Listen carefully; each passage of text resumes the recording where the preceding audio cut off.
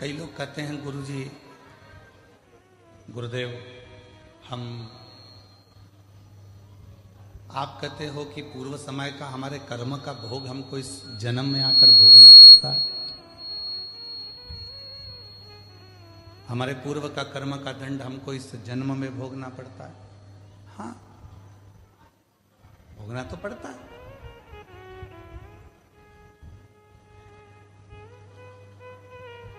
पहले जब हम छोटे थे,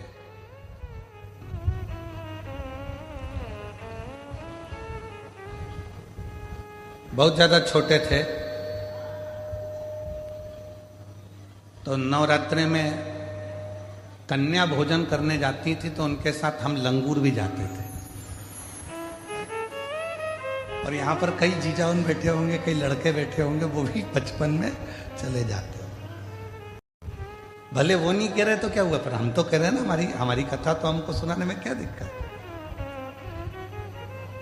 उनको शर्म आती होगी कि हमने क्या कन्या भोज में कन्या के साथ बैठकर भोजन कर, हमने तो किया। पर जिन जिन के यहां भोजन करने जाते थे वो आंटी इतनी चतुर होती थी ना,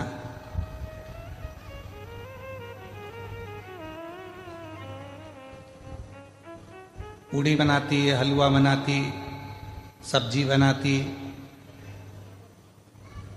अब उस समय पर हमें भी 3-4 घर में भोजन करने जाना पड़ता, तो कई घर ऐसे थे कि जहां पर हम भोजन नहीं कर पाते तो वो क्या करती, बेटा जितना खाना उतना खाना, बाकी का बांध के ले जा।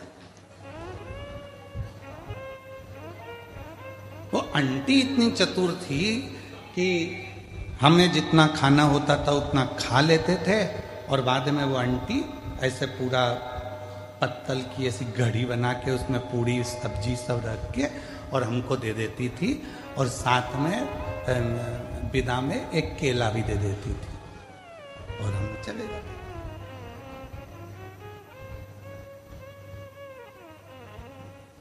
उस समय का देवी जी के समय पर जो हमने कन्या भोज में भोज करा और जो पत्तल लेकर आए, आज समझ में आता है कि उनके घर में हम पूरा नहीं खा सके तो उसने पत्तल में बांधकर दे दिया। उसी तरह ऊपर भी हमारा कर्म का दंड हम पूर्व जन्म का नहीं भोग सके तो उसने हमारे जन्म के साथ पत्तल में बांधकर अभी दे दिया। ये जितना संसार में आने के बाद हम भोग भोगते हैं, ये हमारे वहां पर नी निपटा के आए तो आज हमें भोगना पड़ता। कोई पूर्व का कर्म जो था वो हम नहीं भोग सके तो उसका थोड़ा सा भाग रह गया, और वो भाग आज हमको भोगना पड़ा। और कोई पिछले जन्म के अच्छे कर्म मुझे बाबा तेरा साथ मिला। हम पिछले जन्म के कर्मों का भोग भोगते भोगते भोगते भोगते इस जन्म का भी भोग भोग रहे हैं। और कोई हमारे पूर्व में हमने कोई पुण्य करा होगा, मेरी जीजियों ने, मेरे जीजाओं ने, मेरी बेटियों ने, बेटाओं ने, मेरे बुजुर्ग माँ बाप ने कोई पुण्य करा होगा। उस पुण्य का फल ये मिला कि बड़ौदा में शिव पुराण की कथा हुई और उस पंडाल में अपन जाकर बैठे। ये पूर्व का पुण्य है, पूर्व का पुण्य। कोई अच्छा कर्म हमारी जिंदगी में हमने करा होगा तो वो हमारे सामने आकर प्रकट होगा।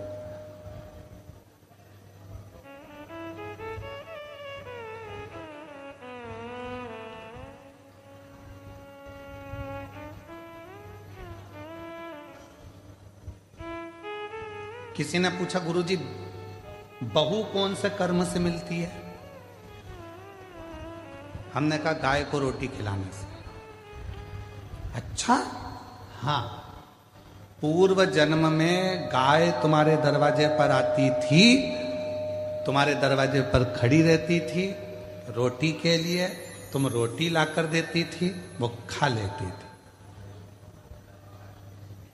दूसरी बार फिर आती थी, तुम रोटी नहीं देती थी, घर के लोग कहते थे देते, अभी तो दी थी, अभी तो दी थी, और उसको डंडा उठाकर चिल्लाकर भगा देते। बस वो ही गाय तेरे घर बहू बन के आई। सुबह की चाय दे देती है बहुत अच्छे से, दिन की मांग के दे, मांग के। अरे मम्मी अब भी तो पी थी तुमने, सबकी चाय बनाऊंगी तो क्या तुम्हारी भी बनाऊंगी? ये तो अब भी सर्विस से आए, नौकरी से आए, इनकी बनाऊं कि तुम्हारी बनाऊं? बस अगर उस समय पर रोटी 2 बार भी दे देती तो 2 बार चाय भी मिल जाती है। 2 बार पूर्व कर्म, पिछला हिसाब बराबर।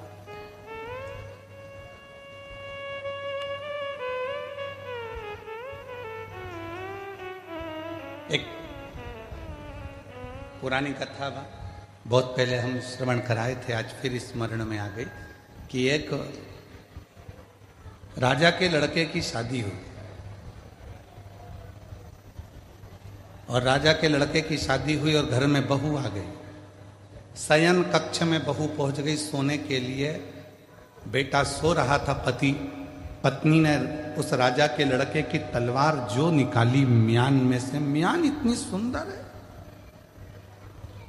इतनी सुंदर म्यान, और म्यान में से जैसे उसने सोचा कि म्यान इतनी सुंदर है तो तलवार कितनी सुंदर होगी, जो तलवार निकाली और तलवार की चमक के कारण वो हाथ से छूट गई, और राजा का बेटा जिससे उसकी शादी हुई थी वो मर गया।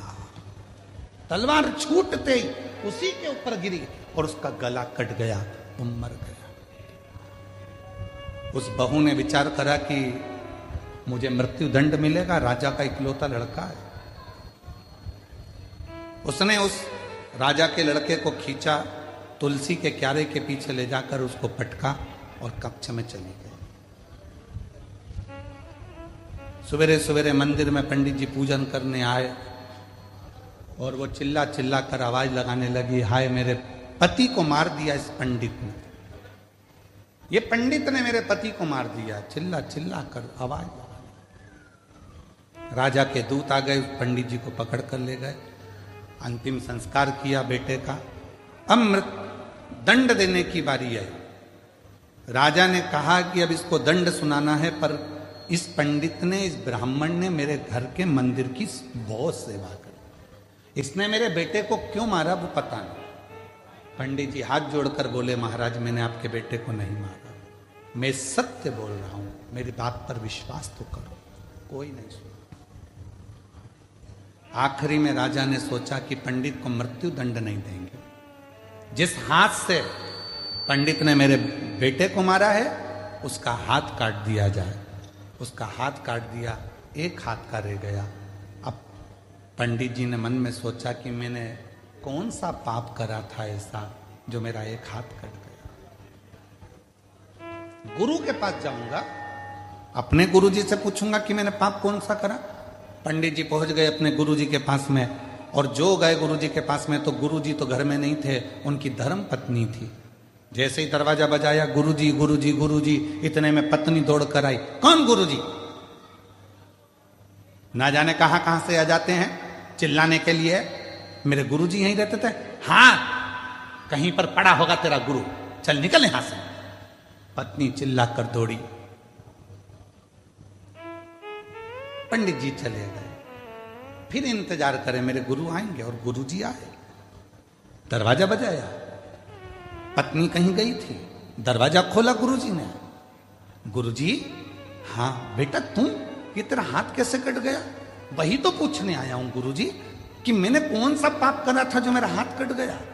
मैंने तो राजा के लड़के को मारा भी नहीं, और मुझे ये दंड मिल गया। पर गुरुजी मैं इस सब बात में पूछूंगा, पहले मेरा एक प्रश्न है उसका उत्तर दीजिए। गुरुजी ने पूछा, कौन सा प्रश्न? गुरुजी, मैं सुबह आया था, दरवाजा बजाया था, आपकी धर्म पत्नी ने मुझे खूब गाली सुनाई और आपको भी सुनाई। मेरा कर्म दंड बाद में बताना, पहले यह बताओ कि आपका पूर्व का कौन सा कर्म था जो ऐसी मिली है? ये मिली आपको, आप तो इतने विद्वान पंडित जी, इतने विद्वान गुरु जी, और आपकी पत्नी ऐसी मिली है। तब गुरु जी ने कहा, देख बेटा, ये मेरे पूर्व जन्म की बात है। पूर्व जन्म में ये गधी थी, मैं कौवा था। इस गधी की पीठ पर वजन ढोते ढोते ढोते ढोते घाव हो गया। घाव के कारण एक फोड़ा हो गया था। मैं कौवा उड़कर आता था, इसकी पीठ पर बैठकर इसके घाव को खरोदता था। घाव खरोदते खरोदते वो गधी इतनी परेशान हो गई कि मेरे कारणवश वो भागकर हरिद्वार चली गई। मैं उसको ढूंढता ढूंढता कौवे की योनि में हरिद्वार पहुंच गया और फिर वो गधी मिल गई। मैंने फिर उसकी पीठ को खरोदा। वो दौड़कर गंगा जी में कूद गई। मैं भी गंगा में कूद गया। मर गए। मरे तो मैं इसका पति बना और ये मेरी पत्नी बनी। उस समय पर मैं अपनी चोंच से इसको खरोदता था, अब ये अपनी चोंच से मुझे खरोद, अभी अपनी चोंच से मुझे खरोद रही। गुरु जी, ये तो मैंने सुना, पर मेरा हाथ क्यों कटा? मैंने कौन सा कर्म करा? तो कहा, पूर्व समय में तुम एक संत थे, बैठे थे, तुमने नियम लिया था कि मैं सत्य बोलूंगा और सत्य के सिवा कुछ नहीं बोलूंगा। सत्य बोलने का नियम लेकर तुम बैठ गए।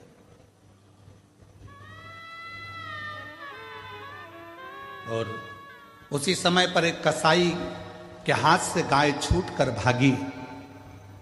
छूटकर भागी। तुम तप कर रहे थे, गाय तुम्हारे सामने से निकल गई। कसाई ने आकर तुमसे पूछा, तुमने मेरी गाय देखी है? तुम्हें सत्य बोलना था, सत्य बोलना था, तो तुम तप में लगे थे, तुम झूठ नहीं बोल सकते थे, इसलिए तुमने अपने हाथ का इशारा उस गाय की ओर कर दिया। कसाई गया, गाय पकड़ी, उसको मार दिया। जो कसाई था वो राजा का लड़का बना, जो गाय थी वो बहू बनी। और उस कसाई ने उस गाय को काटा था तो उस बहू के हाथ से तलवार छूटी और वो कसाई जो राजा का लड़का बना था उसको कटना पड़ा। और तूने हाथ का इशारा कर कर बताया था गाय का स्थान, इसलिए तेरा यह हाथ कटा है, इसलिए तेरा हाथ। कोई पूर्व का कर्म हमारा ऐसा होता है जिसको हमें भोगना होता। कई लोग कह देते हैं हम मंदिर जाते हैं इसके बाद भी हमें दुख पीछा नहीं छोड़ता, हम भगवान का भजन करते हैं फिर भी दुख पीछा नहीं छोड़ता। हमारा पूर्व का हम जो कर कर आए हैं वो तो, हम जो वहां पर भोजन नहीं कर पाए तो पत्तल बांध कर लाए हैं, वो तो खाना पड़ेगा। वो तो लाए हो ना बांध कर, तो उसको तो भोगना ही है। पर कुछ अच्छे कर्म कर कर, जब हम कुछ अच्छा कर्म करना प्रारंभ करते हैं तो हमारा कर्म श्रेष्ठ होते चले जाता है।